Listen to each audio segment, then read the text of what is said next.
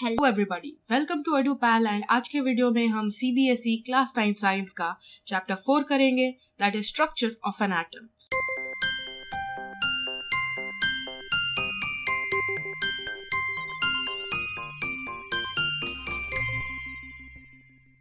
I am sure आपने ये type का एक स्ट्रक्चर बहुत बार देखा होगा, जिसमें ये इलेक्ट्रॉन है, ये प्रोटॉन है एंड ये न्यूट्रॉन है। ऑल्सो इलेक्ट्रॉन्स नेगेटिव चार्ज के होते हैं, प्रोटॉन्स पॉजिटिव चार्ज के होते हैं एंड न्यूट्रॉन्स न्यूट्रल। लेकिन मैं ये सोच रही हूँ कि क्या ये टाइप का मॉडल पहले से ही था? नहीं, सबसे पहले एक एटम का जो स्ट्रक्चर था कुछ ऐसा प्रपोज किया गया था बाय जे थॉमसन। इसे प्लम पुडिंग मॉडल भी कहते हैं। इसमें पॉजिटिवली चार्ज्ड स्फीयर के ऊपर नेगेटिवली चार्ज्ड पार्टिकल्स होते हैं एंड तो नेगेटिव और पॉजिटिव एक दूसरे को कैंसिल कर देते हैं and the atom is electrically neutral. लेकिन उसके कुछ सालों बाद Rutherford he was interested in knowing कि इलेक्ट्रॉन्स कैसे अरेंज होते हैं एटम में।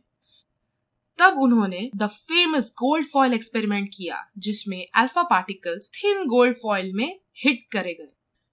थिन गोल्ड फॉइल इसीलिए यूज किया गया क्योंकि वो बहुत ही थिन होता है, जिसमें सिर्फ 1000 एटम्स का विड्थ होता है।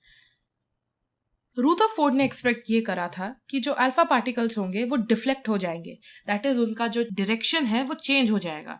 लेकिन ये एक्सपेरिमेंट का आउटकम बहुत ही अनएक्सपेक्टेड था। उसमें बहुत सारे अल्फा पार्टिकल्स तो फॉइल के बिल्कुल ही स्ट्रेट पास कर गए, कुछ अल्फा पार्टिकल्स डिफ्लेक्ट हो गए and 1 out of 12,000 alpha particles bounce back हो गए। ये इतना शॉकिंग रिजल्ट्स था कि रुदरफोर्ड ने ये भी बोला कि इट वाज सो शॉकिंग कि आपने टिश्यू पेपर में आपने गोली मारी एंड वही गोली आपको बाउंस बैक होकर आपको हिट कर दिया। जब इसके रीजंस निकाले गए तब पता पड़ा कि जो अल्फा पार्टिकल्स पास हो गए फॉइल से वो इसीलिए क्योंकि एटम का बहुत सारा स्पेस सिर्फ एम्प्टी होता है।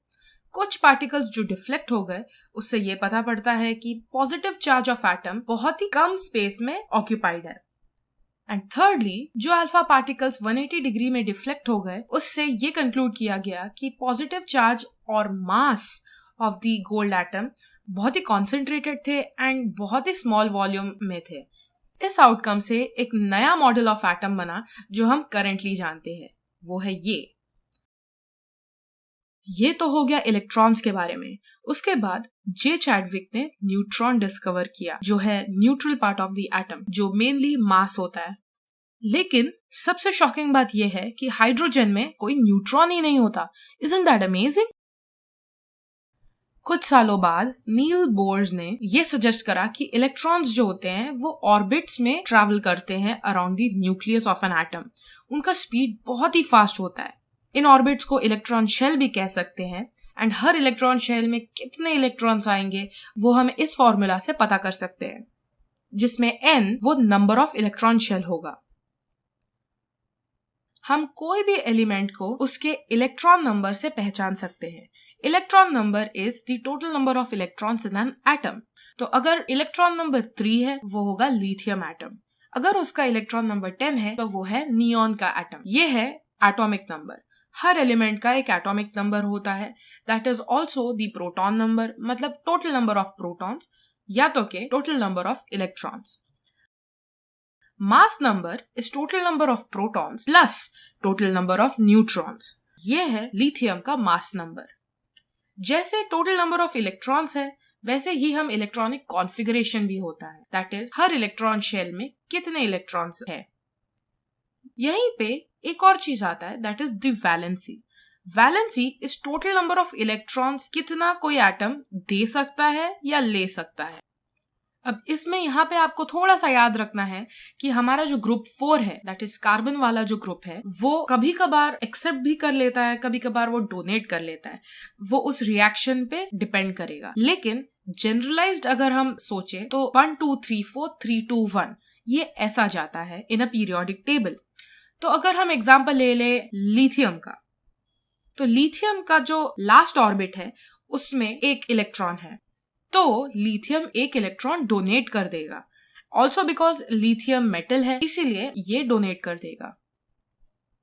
लेकिन वही अगर हम ऑक्सीजन देखें तो ऑक्सीजन का लास्ट शेल में 6 इलेक्ट्रॉन्स है, इसका मतलब ये है कि ऑक्सीजन 2 इलेक्ट्रॉन्स एक्सेप्ट कर लेगा क्योंकि ये एक नॉन मेटल है। लेकिन यहाँ पे सबसे यूनिक बात ये है, लास्ट ग्रुप में जितने भी एलिमेंट्स हैं वो ना ही एक्सेप्ट करते हैं ना ही डोनेट करते हैं, क्योंकि वो एक स्टेबल इलेक्ट्रॉनिक कॉन्फ़िगरेशन में है। स्टेबल इलेक्ट्रॉनिक कॉन्फ़िगरेशन मतलब लास्ट शेल फुल होना, दैट इज 2, 8, 8 एटसेट्रा। हीलियम का लास्ट शेल में 2 इलेक्ट्रॉन्स है तो ये स्टेबल अरेंजमेंट में है। अगर आपने नोटिस किया होगा, सारे एटम्स एक स्टेबल इलेक्ट्रॉनिक कॉन्फ़िगरेशन में करने के लिए डोनेट या एक्सेप्ट करते हैं इलेक्ट्रॉन्स। लेकिन are you wondering what about those elements जिनके एटॉमिक नंबर सेम होते हैं लेकिन मास नंबर अलग होते हैं? यस, ऐसे टाइप के एलिमेंट्स एग्जिस्ट करते हैं। इन्हें हम कहते हैं आइसोटोप्स। इसका एक एग्जांपल है जैसे कार्बन 13, कार्बन 12, कार्बन 14 एटसेट्रा। इनका इलेक्ट्रॉनिक कॉन्फ़िगरेशन बिल्कुल सेम होता है और इनका प्रोटॉन नंबर भी सेम होता है, लेकिन इनका जो न्यूट्रॉन नंबर होता है वो डिफरेंट होता है।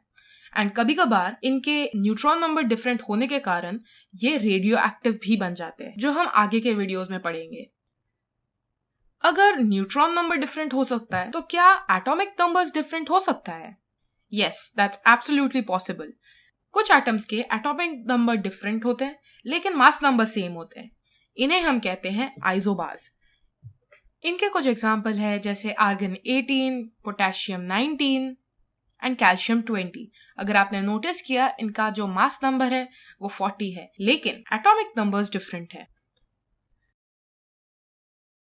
That's it for today। अगर आपको क्वेश्चन आंसर सॉल्व करने हैं, क्वेश्चन आंसर्स वाला वीडियो बहुत ही जल्द आएगा, आप यहाँ पे क्लिक कर सकते हैं for that video. Till then, like, share and subscribe. Bye.